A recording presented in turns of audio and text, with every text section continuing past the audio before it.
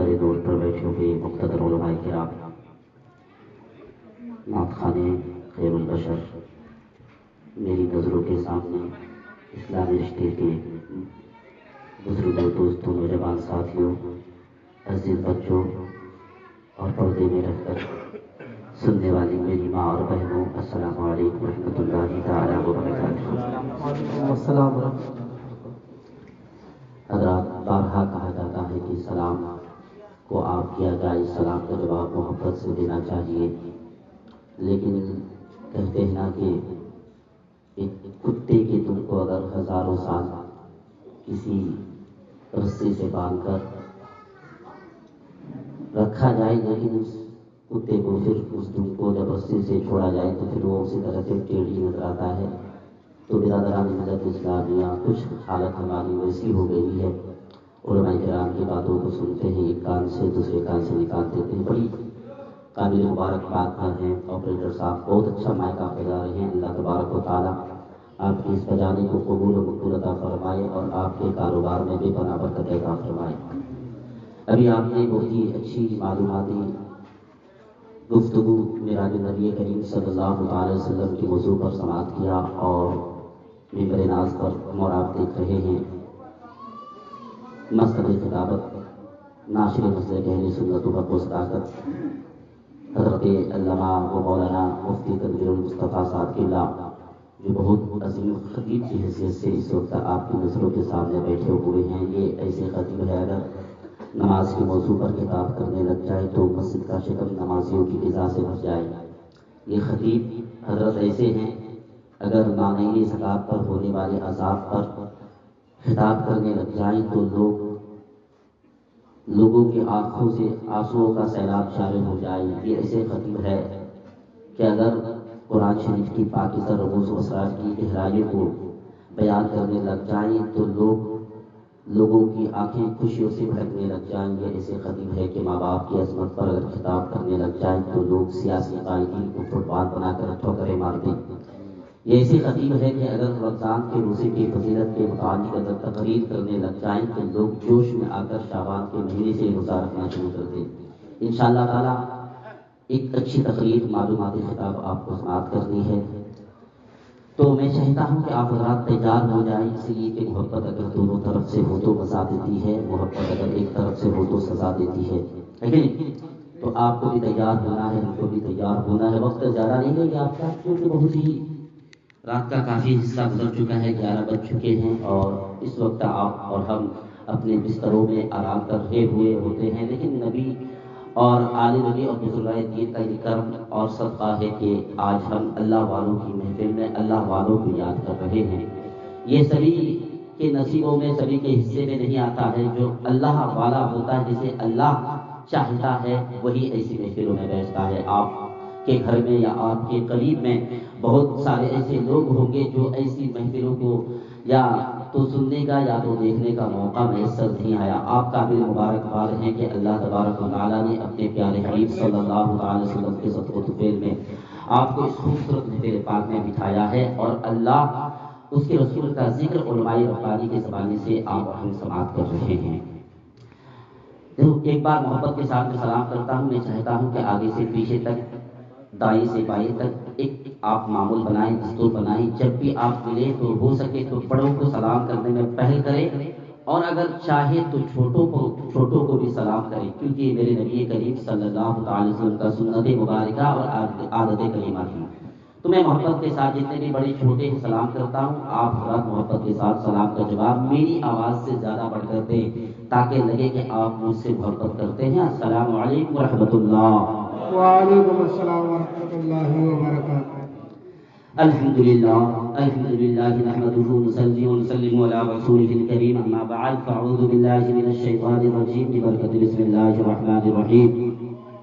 يا أيها الذين آمنوا اتقوا الله حق تقاته ولا تموتن إلا وأنتم مسلمون۔ صدق الله العلي العظيم، وصدق رسوله النبي الأمين المبين المتين الكريم، ونحن على ذلك لمن الشاهدين والشاكرين والحمد لله رب العالمين۔ آغاز شکر سے پہلے آئیے ہم اور آپ مل کر اللہ کے حبیب، دونوں عالم کے طبیب، بے سہاروں کے سہارے، یتیموں غریبوں پر رحم کھانے والے آقا رسول کائنات کے شمس الضحیٰ، شام کائنات کے بدر الدجا، جس نبی کے بارے میں سرکار اعلیٰ حضرت بریلی کی ٹوٹی ہوئی چٹائی سے بیٹھ کر ارشاد فرماتے ہیں کہ سب سے اعلیٰ و اولیٰ ہمارا نبی، سب سے بالا و اعلیٰ ہمارا نبی، بجھ گئی جس کے آگے سبھی مشعل شمع وہ لے کر آیا ہمارا نبی، جس کے بارے میں سرکار اعلیٰ حضرت فرماتے ہیں کہ سرور کہوں کہ مالک و مولا کہوں تجھے، سرور کہوں کہ مالک و مولا کہوں تجھے، باغ خلیل کا گلے زیبا کہوں تجھے۔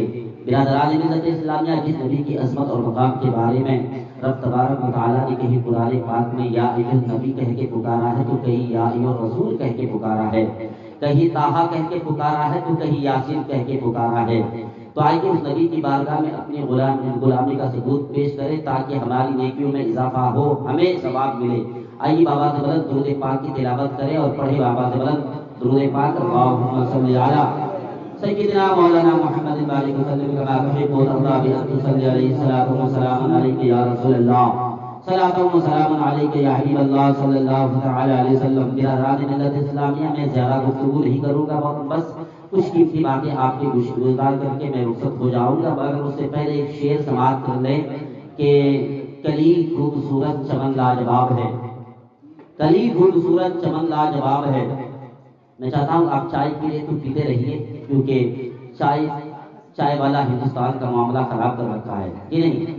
سنا ہے کہ وہ بھارت کے مقدر کو سنوارے گا، سنا ہے کہ وہ بھارت کے مقدر کو سنوارے گا، ہمیں ظالم بتا کر وہ ہمارے سر اتارے گا، اور ہمارے سامنے تو ہے کربلا کی داستان رکھی، یہ چائے بیچنے والا ہمیں کیا خاک میں مارے گا، نہیں، ہمارے سامنے تو ہے وہ کربلا کی داستان رکھی، یہ چائے بیچنے والا ہمیں کیا مارے گا۔ میں چاہتا ہوں کہ شعر سماعت کریں کہ کلی خوبصورت چمن لاجواب ہے، یہ کم سے کم 1-2 لاکھ کا نہیں، لاکھوں لاکھ اس شعر کی قیمت ہے۔ میں چاہتا ہوں آپ کتنی قیمت میں آپ اس کو ایک شعر کو ایکسپٹ کرنا چاہتے ہیں، آپ کے جواب سے میں سمجھ جاؤں گا کہ کلی خوبصورت چمن لاجواب ہے، ہمارے نبی کا وطن لاجواب ہے۔ بولیے سبحان اللہ۔ اللہ نے اگر سوال کیا ہے تو زبان کا حق ادا کرے، کیونکہ میدان محشر میں آپ کی زبان پر لگام لگا دی جائے گی، مہر لگا دیا جائے گا، آپ کے ہاتھ کام کریں گے۔ میں چاہتا ہوں اپنے ہاتھوں کو گواہی بنا کر اٹھا کر کہہ دے یا رسول اللہ، کلی خوبصورت چمن لاجواب ہے، ہمارے نبی کا وطن لاجواب ہے، اور ملی تھی مدینے کی مٹی کفن میں، ملی تھی مدینے کی مٹی کفن میں، نکیرین بولے کفن لاجواب ہے، نکیرین بولے کفن لاجواب ہے، نکیرین بولے کفن لاجواب ہے۔ اور ایک شاعر نے کہا کہ میں بن کے خاک ہوا میں بکھر گیا ہوتا۔ جو نبی کے دیوانے ہیں، نبی کو مانتے ہیں اور نبی کی یاد اپنے سینے میں بسا کر رکھتے ہیں، تو اس شعر کا استقبال کریں گے۔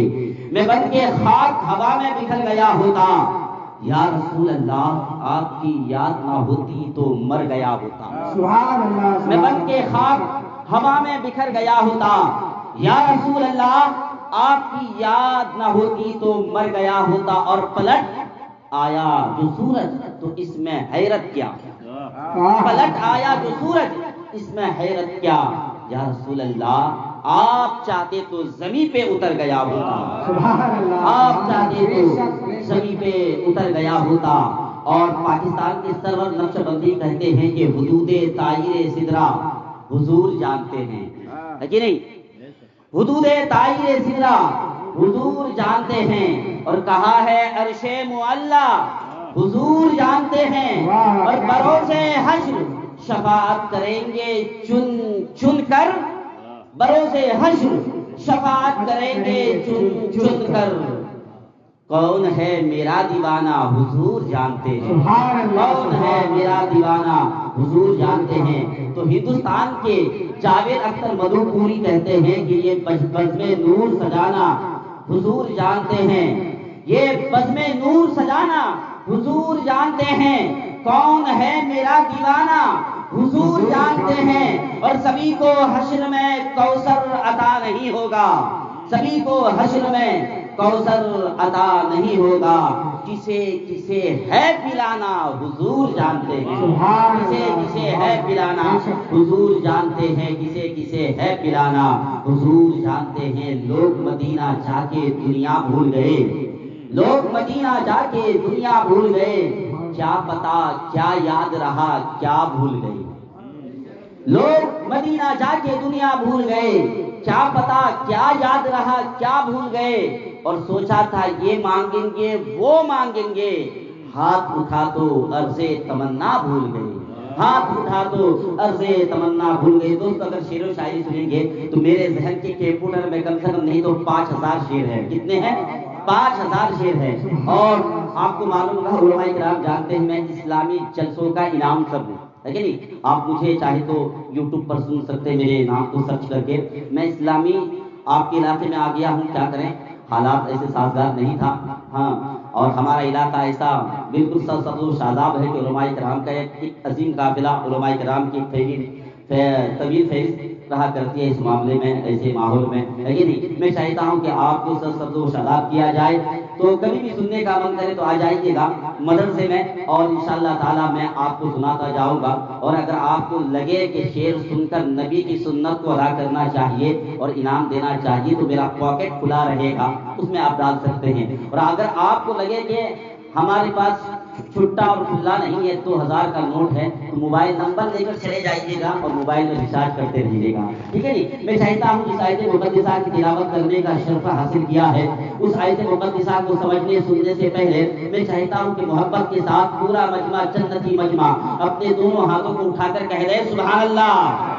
اور میں ایک ماحول دیکھتا ہوں یہاں پر لوگ سنتے ہیں نا، بالکل لگتا ہے کہ قبرستان کے بغل میں بیٹھ کر سنتے ہیں۔ مجھے ایسا لگنا چاہیے کہ قبرستان کے بغل میں نہیں بلکہ ہندوستان میں خواجہ کی نگری میں بیٹھ کر سنتے ہیں۔ دیوانہ رسول ہے، اور سنیوں کا تو یہ عالم ہوتا ہے جہاں مسلک اعلیٰ حضرت کا نعرہ لگتا ہے وہاں سنی مچل جایا کرتے ہیں، اسی لیے کہ یا رسول اللہ کے نعرے سے ہم کو پیار ہے، یا رسول اللہ کے نعرے سے ہم کو پیار ہے۔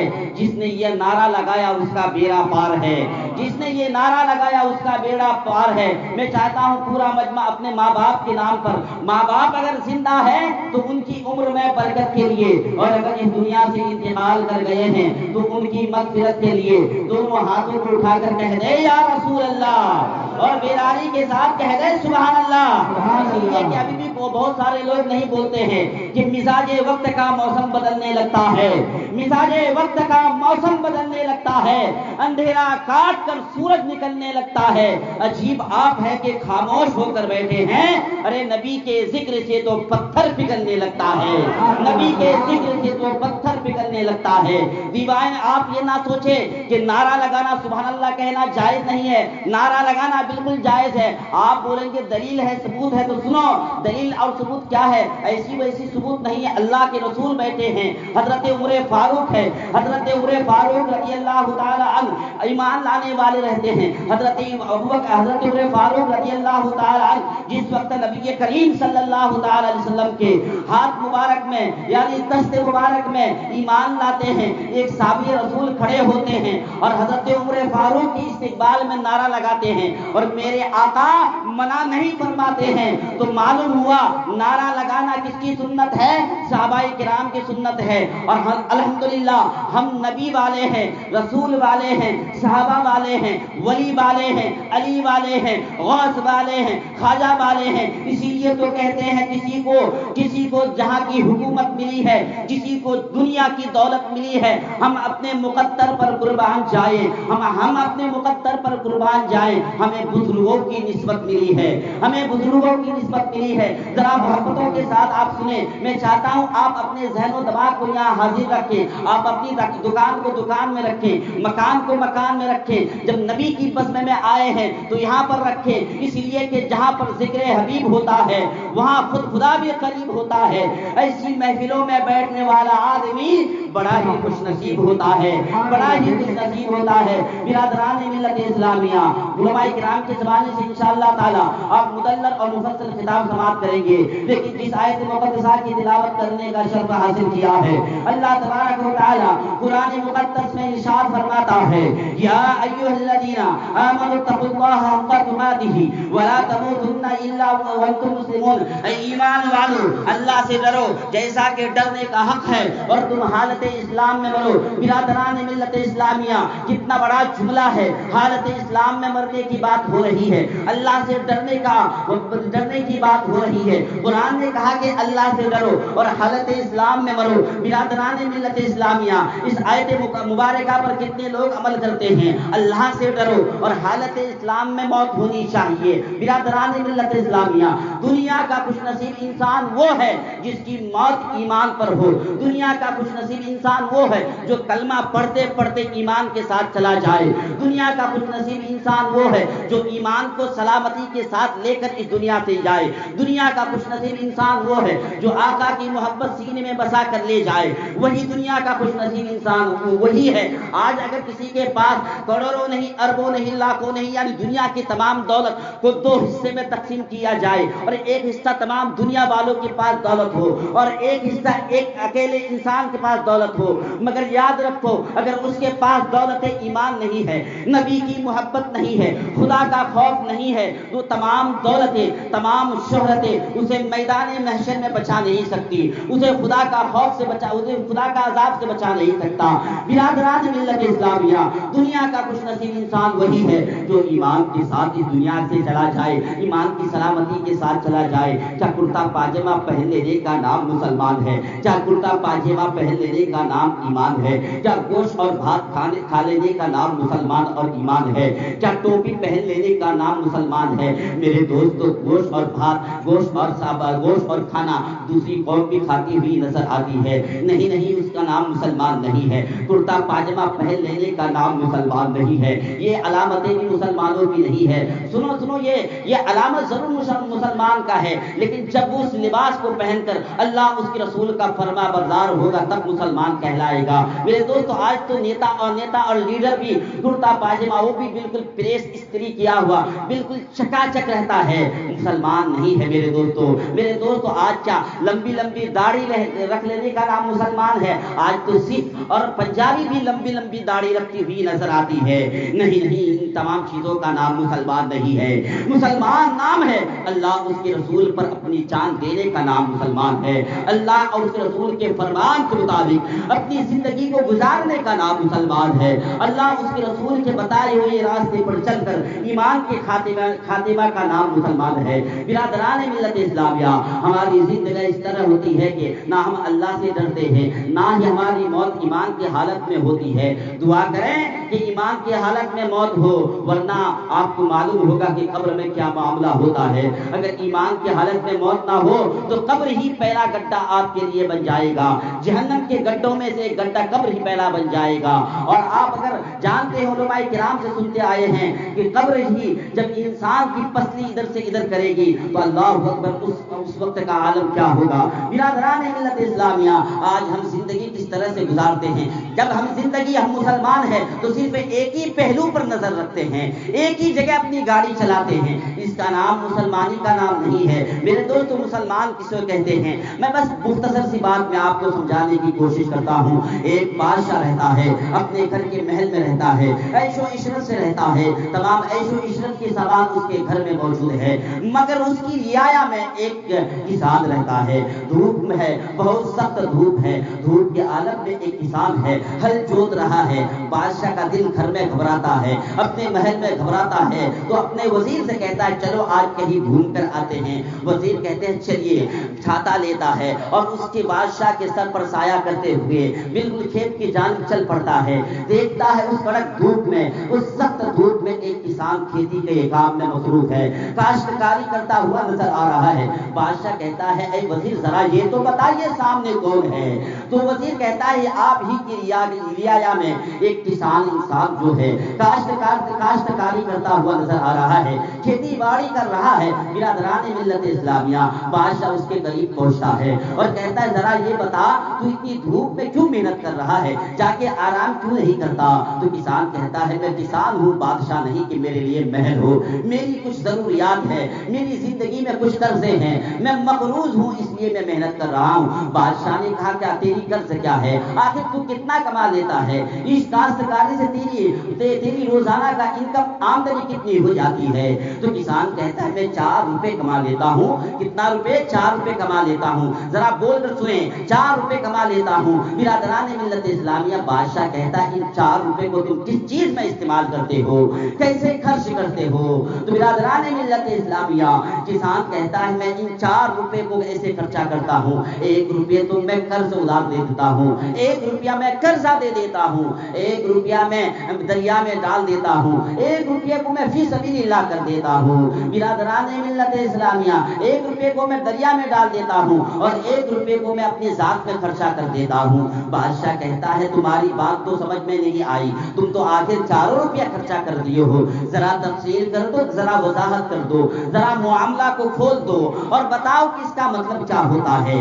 برادران ملت اسلامیہ، آج ہم اپنی زندگی کیسے گزارتے ہیں اس کسان سے سمجھنے کی ضرورت ہے، اور اس بادشاہ کی زندگی سے سبق لینے کی ضرورت ہے کہ یہ ہماری زندگی اس بادشاہ کی طرح تو نہیں گزر رہی ہے، ہمیں ضرور ہماری زندگی کو گزارنا کس طرح ہے۔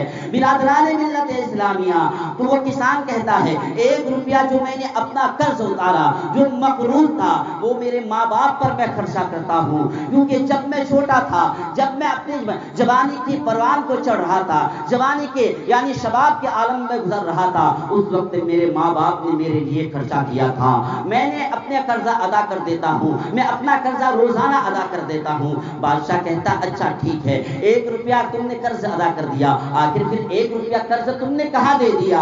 برادران ملت اسلامیہ، کسان کہتا ہے 1 روپیہ قرضہ جس طرح میرے ماں باپ نے مجھ پر کیا تھا، جس طرح قرضہ دیا تھا، اسی طرح میں اپنی اولاد پر قرضہ ادا کرتا ہوں، اور جب میں یہ اپنی اولاد پر خرچ کروں گا، کل میری اولاد ہوگی وہ مجھ پر خرچہ کرے گی۔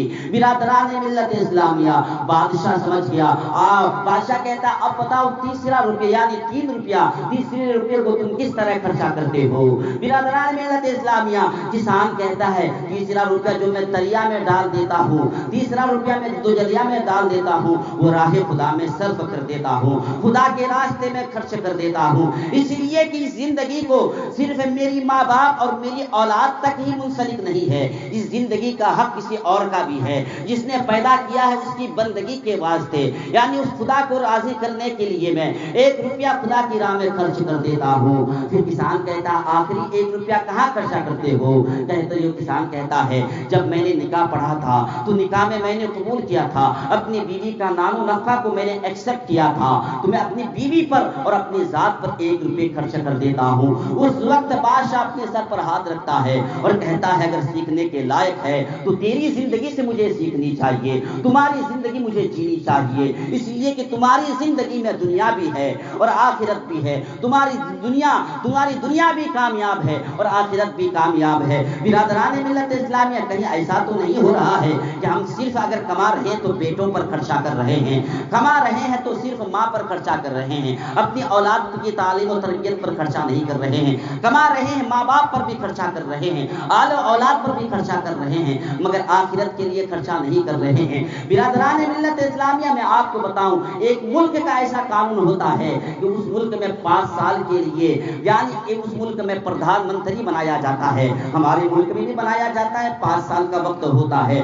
5 سال کے لیے پردھان منتری بنایا جاتا ہے۔ برادران ملت اسلامیہ، تو وہاں کا قانون اور نیم یہ ہوتا ہے کہ جو 5 سال کے لیے پردھان منتری بنے گا اور جب اس کے 5 سال کا مدت ٹائم وقت ختم ہوگا تو اسے کالا پانی کی سزا دے دیا جائے گا، اور کوئی ووٹنگ نہیں ہوتی تھی، کوئی کسی کے لیے الیکشن لڑا نہیں جاتا تھا، جس کو بادشاہت کرنا ہے بادشاہت 5 سال کرے اور کالا پانی کی 5 سال بعد سزا لے۔ برادران ملت اسلامیہ، ہر کوئی تیار نہیں ہوتا تھا، مگر کچھ بیوقوف ہوتے تھے، ہونے کے بعد ایکسپٹ کرتے تھے، کرنے کے بعد 5 سال تو بہت ہی عیش و عشرت کے ساتھ زندگی گزارتے تھے. اس کے حکم کی یعنی تعمیل کی جاتی تھی. جو کھانا چاہتے تھے موجود ہوتا تھا، جیسے سونا چاہتے تھے وہ سو سکتے تھے، جس طرح کی عیش و عشرت چاہیے تمام چیزیں وہاں پر مہیا اور موجود ہوتی تھی.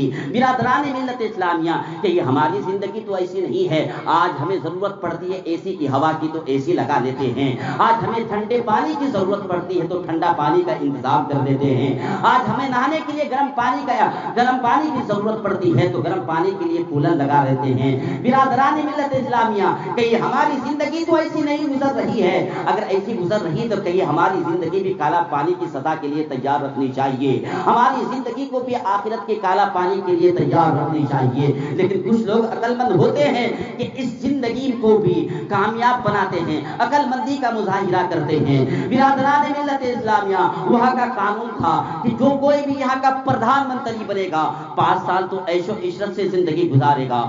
5 سال تو ہر طرح سے اس کو آرام و سہولیت دی جائے گی، مگر 5 سال کے بعد کالا پانی کی سزا ہو جائے گی. برادران ملت اسلامیہ ایسا معاملہ مسلسل چلتا رہا، مگر ایک وقت ایسا آیا کہ کوئی بادشاہ بننے کے لیے تیار نہیں. ملک میں اعلان کروایا گیا کہ کوئی بادشاہ بننا چاہتا ہے تو آ کر بن جائے. آج ہمارے ہندوستان کے لیے نہ جانے اس کرسی کے لیے کتنی خونے کی جاتی ہے، کتنے لوگوں کی جانوں کو برباد کیا جاتا ہے، کتنے گھروں کو جلایا جاتا ہے. برادران ملت اسلامیہ کرسی کی ایسی لالچ ہر کسی کو لگتی ہے کہ چھوٹے نہیں چھوٹتی. برادران ملت اسلامیہ اعلان کیا جاتا ہے مگر کوئی تیار نہیں. مگر ایک عقل مند انسان اس پردھان منتری کے پد کو ایکسپٹ کرتا ہے اور قبول کرتا ہے. تو وہاں کے لوگ کہتے ہیں معلوم ہے تمہیں یہاں کا قانون کیا ہے، یہاں کا نیم کیا ہے. 5 سال تو صحیح ہے لیکن 5 سال کے بعد کالا پانی کی سزا مل جائے گی. کیا تم قبول کرتے ہو؟ اس نے کہا میں قبول کرتا ہوں لیکن میری بھی ایک شرط ہے،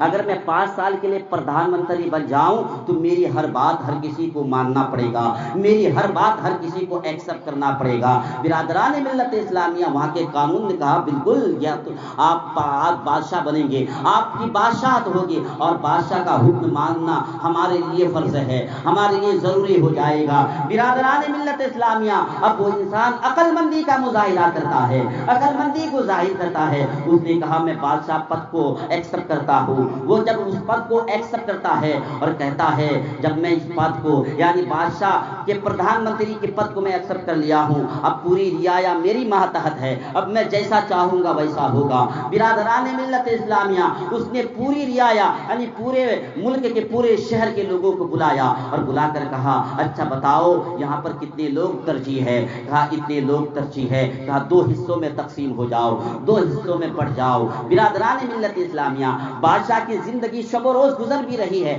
عیش و عشرت سے کھا بھی رہا ہے، گھوم بھی رہا ہے، پھر بھی رہا ہے، ہنس بھی رہا ہے. لوگ کہتے بیٹا ہنس لے 5 سال کی ہنسی ہے، 5 سال کے بعد تو تیری زندگی سزا ہی سزا ہے. لیکن عقل مند ہوتا ہے، عقل مند کے لیے اشارہ ہی کافی ہوتا ہے. برادران ملت اسلامیہ وہ اپنے ملک کے تمام لوگوں کو اکٹھا کرتا ہے. ڈاکٹر ہے تو ڈاکٹر کو اکٹھا کرتا ہے، ماسٹر ہے تو ماسٹر کو اکٹھا کرتا ہے، حافظ قرآن ہے تو حافظ قرآن کو اکٹھا کرتا ہے، انجینئر ہے تو انجینئر کو اکٹھا کرتا ہے. یعنی جتنے بھی شعبے ملک میں ہوتے ہیں تمام شعبہ جات کو اکٹھا کرتے ہیں.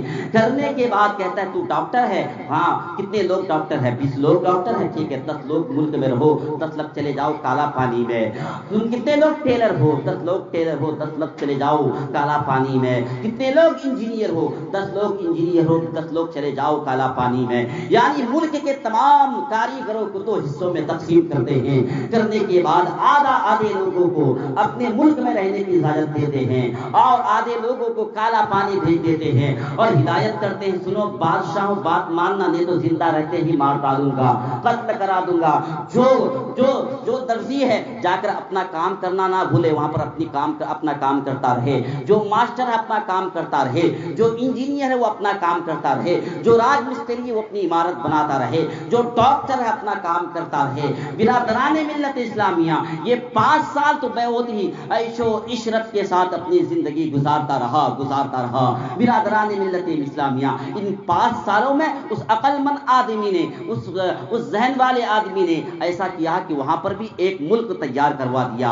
یعنی جتنے لوگ یہاں پر تھے اتنے لوگ وہاں پر، جتنے ماسٹر اس ملک میں یہ اتنے لوگ اتنے ماسٹر کالا پانی میں، جتنے ڈاکٹر اس شہر میں اتنے ڈاکٹر کالا پانی میں، جتنے انجینئر اس ملک میں اس شہر میں اتنے انجینئر کالا پانی میں، یعنی انجینئر اپنا کام کر رہا ہے، یعنی جس طرح سے یہاں شہر بن گیا اس طرح سے وہاں بھی شہر بن گیا۔ اب 5 سال کا مدت ختم ہونے والا رہتا ہے، 5 سال کا وقت ختم ہونے والا رہتا ہے، تو کیا دیکھتا ہے کہ وہاں پر بھی ایک شہر آباد ہو گیا ہے۔ اب وہ کالا پانی نہیں بلکہ ایک سکون اور امن کا شہر بن چکا ہے، اطمینان و سکون کا شہر بن چکا ہے۔ برادران ملت اسلامیہ، اگر آپ عقل مند ہیں تو سمجھ گئے ہوں گے کہ آپ کی زندگی کس طرح سے ہونی چاہیے۔ صرف اگر یہی کے لیے سوچیں گے تو کالا پانی ہمارا انتظار کر رہی ہے۔ اگر ہم یہاں کے بارے میں سوچتے ہوئے درودوں کا تحفہ، نمازوں کی عبادتیں اور روزوں کی عبادتیں، یعنی خدا کو راضی کرتے ہوئے یہاں کی زندگی گزاریں گے